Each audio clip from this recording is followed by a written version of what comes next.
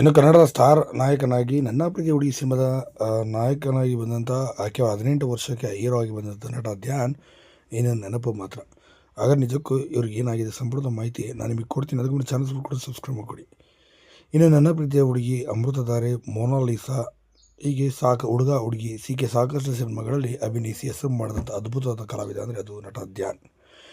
ಇಂಥ ನೋಡೋಕ್ಕೆ ಕೂಡ ಹ್ಯಾಂಡ್ಸಮ್ ಆಗಿದ್ದಂಥ ಈ ನಟ ಏಕೈಕಿ 20 ವರ್ಷಗಳು ಸಿನಿಮಾ ರಂಗದಲ್ಲಿ ಕಾಣ್ತಾನೆ ಇಲ್ಲ. ನೀವು ಗಮನ ಹರಿಸ್ಬೋದು, ಮದುವೆ ಆದ ನಂತರವೇ ಇವರು ಕಾಣಸಿಗಲಿಲ್ಲ. ಇನ್ನು ಹೆಣ್ಣುಮಕ್ಕಳು ಸಾಮಾನ್ಯವಾಗಿ ಮದುವೆ ಆದ ನಂತರ ಸಿನಿಮಾ ರಂಗದ ಸಂಪೂರ್ಣ ದೂರ ಹೊಡೆಯೋದು ನೀವೆಲ್ಲ ನೋಡಿರ್ತೀರ. ಈಗ ಇದೇ ಸಾಲಿನಲ್ಲಿ ನಟ ಧ್ಯಾನ್ ಕೂಡ ಇದ್ದರು. ಏನೋ ಅವರ ಪತ್ನಿಗೆ ಮದುವೆ ಆಗೋ ಸಂದರ್ಭದಲ್ಲಿ ಮಾತು ಕೊಟ್ಟಿದ್ದಾರಂತೆ, ಸಿನಿಮಾ ರಂಗದಿಂದ ದೂರ ಹೊಡಿಬೇಕು ಅಂತ ಕೂಡ ಅವ್ರು ಹೇಳಿದ್ದಾರಂತೆ. ಹಾಗೆ ಬಿಸ್ನೆಸ್ ಮಾಡಬೇಕು ಅಂತ ಕೂಡ ಹೇಳಿದ್ರಂತೆ. ಅದರಂತೆ ಸದ್ಯ ಮಾತು ಕೊಟ್ಟು ಹಾಗೆ ಸಿನಿಮಾ ರಂಗ ಸಂಪೂರ್ಣವಾಗಿ ದೂರ ಹೊಡೆದರು. ರಾಮಚಾರಿ ಸಿನಿಮಾದಲ್ಲಿ ಮಾತ್ರ ಗೆಸ್ಟಾಗಿ ಬಂದಿದ್ದು ಬಿಟ್ಟರೆ 2012ರಲ್ಲಿ ಮತ್ತು ಯಾವ ಸಿನಿಮಾದಲ್ಲೂ ಕೂಡ ಅವರು ಕಾಣಿಸಿರಲಿಲ್ಲ. ಸದ್ಯ ಇಂದು ಚೆನ್ನೈನಲ್ಲಿ ಬೆಂಗಳೂರಿನಲ್ಲಿ ಒಂದು ದೊಡ್ಡ ರೆಸ್ಟೋರೆಂಟ್ಗಳನ್ನು ಹೊಂದಿದ್ದಾರೆ. ಈಗ ಅದನ್ನೇ ಬಿಸ್ನೆಸ್ ಆಗಿ ನೋಡ್ಕೊಳ್ತಿದ್ದಾರೆ. ಸೊ ಇದರಿಂದ ಸಂತೋಷವಾಗಿದ್ದೇನೆ. ಸಿನಿಮಾ ರಂಗ ಒಂದು ಫ್ಯಾಷನ್ ತೆಗೆದುಕೊಂಡಿದ್ದೆ, ಅದರಲ್ಲಿ ಇಶ್ಯೂಸ್ ಕೂಡ ಸಿಕ್ತು, ಸಾಕು ನನಗೆ ಅಷ್ಟೇ ಅಂತ ಹೇಳಿದ್ದಾರೆ. ಈ ಮೂಲಕ ಇನ್ನು ನೆನಪಾಗಿ